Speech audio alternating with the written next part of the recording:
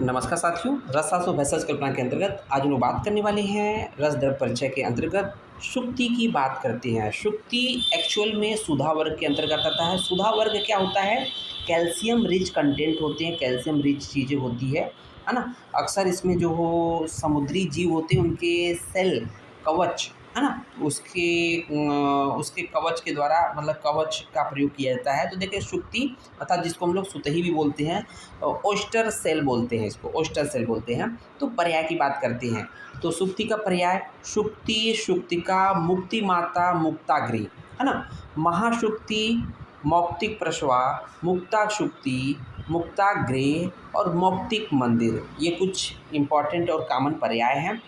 अब तो ये बात तो शुक्ति के पर्याय की बात करते हैं। अब देखेंगे जल शुक्ति के पर्याय। जल शुक्ति के कौन कौन से पर्याय होते हैं? तो जल शुक्ति, वार्य शुक्ति है ना।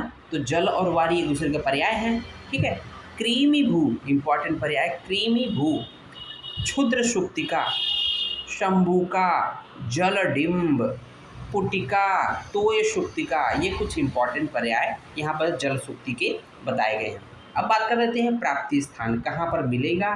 तो जैसा कि बताया कि शुक्ति जो है मोलस्का फाइलम के बाईवाल्व, क्योंकि दो वाल्व होता है ना, आपने सुतही देखा होगा पहले, तो उसमें दो वाल्व होते हैं, इसलिए बाईवेल्विया वर्ग के जंतुओं का समूह होता है जो कि सामान्य रूप से समुद्री जल या खारे जल में पाया जाता है।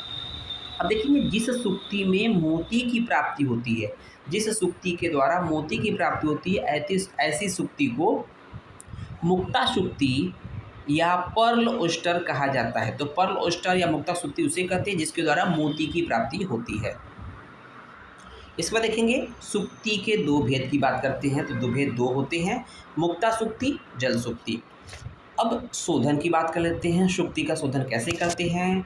जयंत्या स्वरसनेव, जयंती स्वरस में करते हैं। शुक्ति दोलगताम पचेत याम एकेनेव नियतम शुक्ति शुद्धिमाप्नुयात्। तो यहाँ क्या है? शुक्ति को एक याम जयंती स्वरस लेंगे, शुक्ति को शोधन करेंगे कैसे? एक याम जयंती स्वरस लेकर दोला यंत्र विधि से उसका स्वेदन कर लेंगे, जिससे कि शुक्ति का शोधन हो जाता है।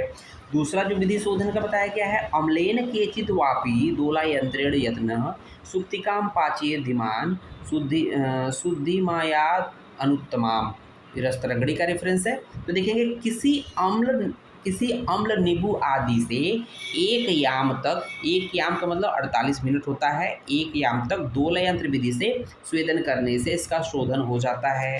लास्ट में देखेंगे मारण के द्वारा हम लोग भस्म का निर्माण करते हैं। तो शुक्ति लेंगे, शुद्ध शुक्ति लेंगे, शोधित किया हुआ शुक्ति लेंगे, उसमें क्या करेंगे? गजपुट देंगे, 2 से 3 बार गजपुट देंगे, उसकी अग्नि देंगे, 2 से 3 गजपुट की अग्नि देंगे, जिससे श्वेत वर्ण का भस्म प्राप्त होता है।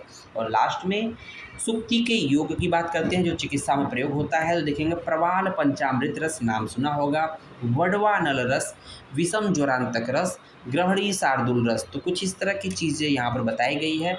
धन्यवाद।